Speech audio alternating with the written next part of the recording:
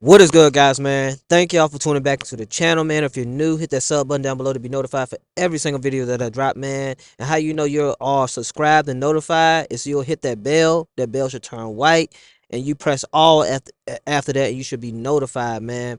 Listen, man, y'all see what the title is, man. A college roommate is I guess catching that other roommate doing black magic or whatever the case may be. I don't know nothing about none of this stuff right here, man. But without further ado, let's go ahead and get into it and see what it's talking about. As y'all can see, I'm in the car. I'm just waiting to pick up my son, so I'm grinding at the same time, man. So without further ado, let's just go ahead and get into it and see what this is about.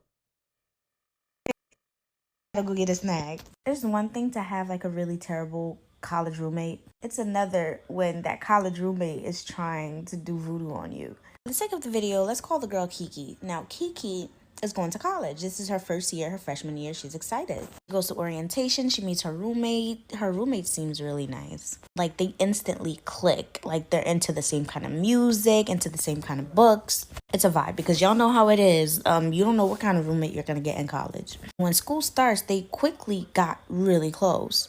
Kiki loves her roommate. Like, Kiki had a car in college, but the roommate didn't. But they damn near like shared that car. They like shared each other's clothes. They were like that close. They felt like they were long lost siblings. I like to also put into fact that Kiki was, I don't want to say born with a silver spoon, but her parents did what they had to do. Yes, she's in college, but she's not like a struggling college student. Her parents are still supporting her while she's in college. That's why she has a car, a Mercedes at that. Now, Kiki's roommate, that wasn't the same. Kiki's roommate was actually working a lot to pay off her tuition. She didn't have much support. She was the struggling college student.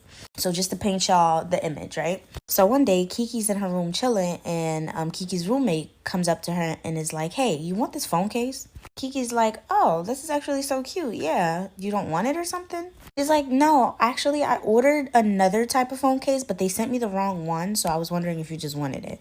Kiki's like, "Yeah, dope. Thank you." She basically put on that phone case instantly because she got a new phone case and it's cute. Now, with that in mind, I'm going to paint you guys a picture for the next couple months for those two college roommates. Kiki is getting into a lot of fights with her parents, which is kind of pushing Kiki's young person ego. You know, when you feel like you don't need your parents for anything, you can be independent. So that's what's happening. So Kiki's benefits aren't doing that well lately. However, Kiki's roommate's life is starting to increase. Things are starting to get better. It seems as though as Kiki's roommate's life is getting better, Kiki's life is getting worse. So one day, Kiki ends up going to a place where she has to show her ID. It was crazy that they said this because I do the same thing. She keeps her ID in her phone case. I know I always have my phone with me and I know I'm gonna always need ID. So I always put my ID in the back of my phone case. Anyway, she takes out her ID from the phone case and she hands it to the person. And as she's handing it to this person, her eye is just like looking at the case. And she noticed there was a writing at the bottom of the case. Now, she noticed that before, but she just thought it was some kind of like company branding or whatever, right?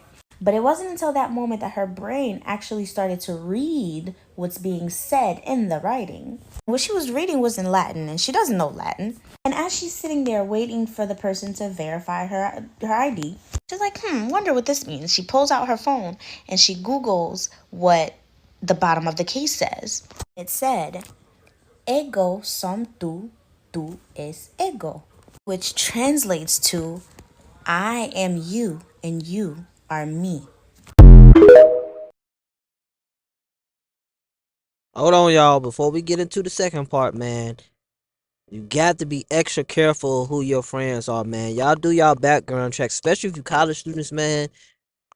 I'm not moving into no room with somebody if I don't know their background or anything like that, man. Like stuff like this is crazy, man. Let's get into part two though. You got your snack? All right. So after Googling that and seeing what it means, it raised some red flags. And she's like, "Oh, well, maybe I'm just overthinking it." So she goes to the label of the phone case and she Googles the company of the phone case to see if like all of their phone cases come like that. And so she goes to their website only to find out that the phone case that she has is the customizable one. You can put anything on there. So the phone case was customized, which doesn't make any sense because they sent her the wrong one. So not only did they send her the wrong one, but they also sent her a customized wrong one. So she's like, this is all very weird. She's like, let me stop thinking like that because she's really a good friend. She's the best roommate. I should not be thinking like that of her. So I'm just going to go up to her and ask her about it. But something inside her was telling her, don't bring it up to her. Do not bring it up to her. But ultimately, she decides, like, this is my friend. If there's an issue and I have some kind of issue, or even though this is not an issue, this is just kind of probably a weird coincidence, I'm going to ask her about it. But in the meantime, something told her to switch back to her old phone case. So that's what she did. She took her phone off of that phone case. And so later that day, she gets to her dorm. Roommate is already in there. And so she puts her stuff down. She goes to use the bathroom and she comes back out. And as she's literally about to ask the roommate about the phone case, the roommate asks her, where's your phone case? And so Kiki's like, why do you ask? Roommate is like, oh no, I just noticed like you don't have it anymore. Did you get a new one? She's like, no, I didn't get a new one. I just felt like going back to my old phone case. And roommate is like, oh, that's too bad. That phone case was really cute. What is it? Is it the color that you don't like anymore? I can get you a new color. And Kiki's like, why are you so pressed that I don't have that phone case? And so now Kiki decides to listen to herself. She's like, yeah, I'm not gonna ask her about it. So Kiki's roommate is trying to get Kiki to put the phone case back on her phone again, but without trying to be obvious. But Kiki caught on to it. So boom, that happens, right? So Kiki ends up having a conversation with one of her friends about it. And her friend is like, Kiki, I'm not gonna lie to you, that sounds like some kind of curse or something. They start putting two and two together, starting putting the timelines together and how Kiki's life has been diminishing. But Kiki is still in denial because this is her roommate. This is like her sister. They have never had an issue prior to this. And this isn't even an issue for real. And the friend is like, well, what are you gonna do? Because if it is true, then your life is gonna keep going downwards. And the friend is like, why don't we test it out? Why don't you tell her that you gave me the phone case? And let's call the friend Lori.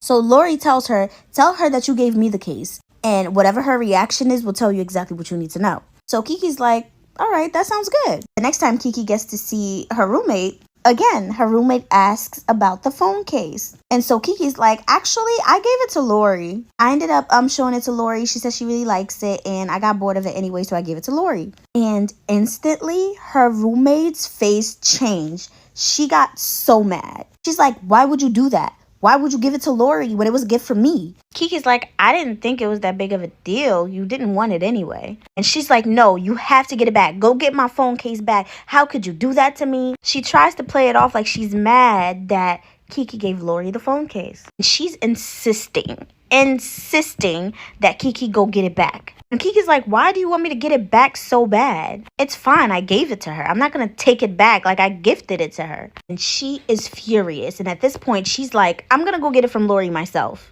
Just so y'all know, Lori is a mutual friend between them. So at that moment, Kiki is like, oh my God. And Kiki straight up asks her, are you doing witchcraft on me? And her roommate stops dead in her tracks. She goes, where's this even coming from? So Kiki's like, I know what you did already. I didn't really give it to Lori. He says, I gave it to somebody that's going to reverse whatever it is you put on there. Yeah, I know what you did. And the roommate instantly starts crying, bawling, y'all, begging Kiki to forgive her. She's apologizing. She's like, I'm so sorry. It's just that it's not fair that you don't have to struggle and I have to struggle. I always had to fend for myself all my life. And you have these parents and you have support and you don't appreciate it. I just wanted a little bit of what you have. And ultimately, she ends up admitting that she did do that. That phone case was specifically customized. She did a whole ritual with the phone case before giving it to her. And she promised Kiki that she didn't mean any harm. She wasn't trying to harm Kiki. She just wanted some of Kiki's blessings. So she did like a destiny swapping spell on the phone case. Yeah, enough was said right there. You can't trust everybody. I don't care how good it is to be true, your best friend, whatever the case may be, you always gotta watch your back, man. The only person you can trust is God, not even your family. I promise you can't. You heard what she said, man. She wanted her blessings. She wanted her blessings. She had everything that she wanted. She was struggling and all that. And then Kiki's life started going down. Can't trust everybody, man. People doing witchcraft and all this crazy mess out of here, man. That's why it's good to stay prayed up. Ask God for discernment of where you need to be and who you need to be around at the end of the day, man. That was a good story. That was a good story. It got very, very good at the end, man. Listen, guys, man. At the end of my videos, I always say stay inspired, stay motivated, stay grinding. Comment down below what y'all want to, what y'all think about this. I'm out of here. Peace.